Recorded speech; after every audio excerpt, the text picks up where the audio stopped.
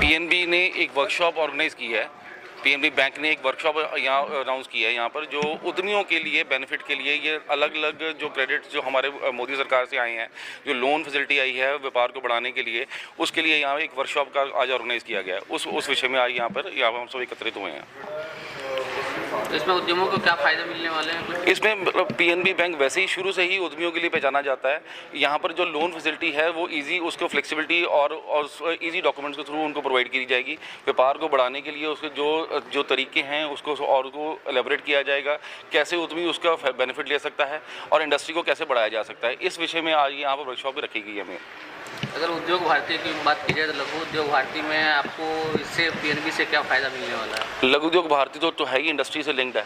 ये सिर्फ लघु उद्योग भारती ही है जो इंडिया की ऑर्गेनाइजेशन है जो एमएसएमई सेक्टर में काम कर रही है और इसमें सारी इंडस्ट्री ही है, इसमें कोई ट्रेडिंग नहीं है। और इंडस्ट्री को तो हमेशा मतलब इंक्रीज़ करने के लिए हमें सहयोग चाहिए होता है बैंक का।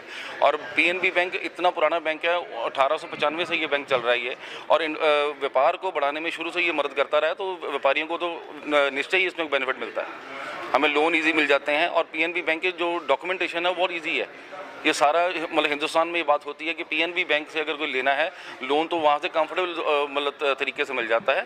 तो इसमें हर बंदा पीएनबी पे विश्वास करता है। सरकारी बैंक है, प्राइवेट बैंक्स पे थोड़ा सा लोग थोड़ा कतराते हैं क्योंकि उनके हिडन चार्जेस होते हैं। पीएनबी का ऐसा कुछ नहीं रहता है, शुरू से रहा है। ये पंजाब नेशनल बैंक ने पूरे भारत के अंदर जो ये प्रोग्राम ऑर्गेनाइज कर रहा है, एमएसएमई कस्टमर आउटरीच प्रोग्राम।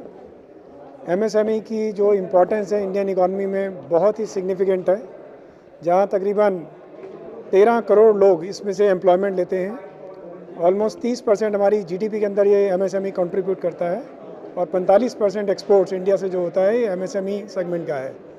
तो इसके अंदर जो फाइनेंशियल रिक्वायरमेंट्स है उसको मीट आउट करने के लिए ये हमने प्रोग्राम ऑर्गेनाइज किया है, ताकि जो हमारे चैम्बर्स के लोग हैं या इंडस्ट्री के जो लोग हैं वो आएँ और इसके बारे में जानें कि पंजाब नेशनल बैंक की कौन कौन सी डिफरेंट स्कीम्स हैं जिसके द्वारा वो फाइनेंशियल हमारे से सपोर्ट ले सकते हैं। सर, आज तो इस कार्यक्रम का आयोजन किया गया, तो इसमें क्या इंडस्ट्री के लोगों को पहले से इन्फॉर्मेशन दी गई थी?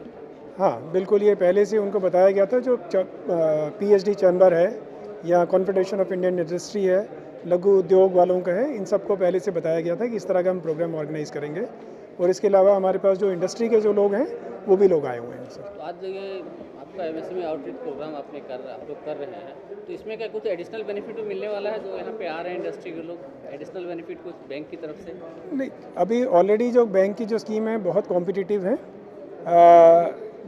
जो हमारा एमएसएमई के अंदर 31 मार्च तक के जैसे अभी हम कुछ कंसेशंस दे रहे हैं, 50% कंसेशन है प्रोसेसिंग फ़ीस में। मेन फोकस ये है कि पंजाब नेशनल बैंक जो पूरे भारत के अंदर नंबर 2 बैंक है in terms of the business, तो ये कैसे सब लोगों की जो एमएसएमई जो सेगमेंट है इसके अंदर उनको हेल्प कर सकता है।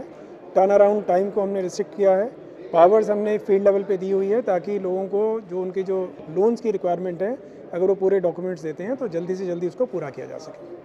सर, सबसे बड़ी एक समस्या आती है कि भाई डॉक्यूमेंटेशन का बहुत ज़्यादा झमेला रहता है और सभी बैंकों में, क्या इस तरह का क्या है पीएनबी?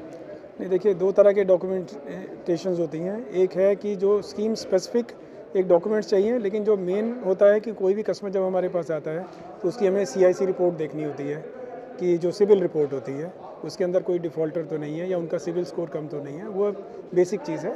दूसरा ये होता है कि बिज़नेस किस तरह का वो शुरू करने जा रहे हैं, उस बिज़नेस की वायबिलिटी है या नहीं है, कस्टमर की बैकग्राउंड क्या है, तो ड्यू डिलिजेंस करना है।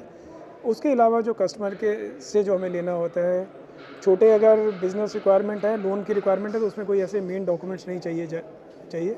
लेकिन जहाँ कस्टमर को ये है कि हमें इंटरेस्ट का कंसेशन चाहिए तो वहाँ पे कोलेटरल्स वगैरह उनको देनी पड़ती है। जो इमूवेबल प्रॉपर्टीज़ हैं उसका हमें सर्च वगैरह निकलवाना पड़ता है, वैल्यूएशन करानी पड़ती है। बट ये है कि अमूमन 2 से, अगर बड़ा लोन है 2 से 6 हफ्ते के बीच में पूरा सेंक्शन हो जाता है।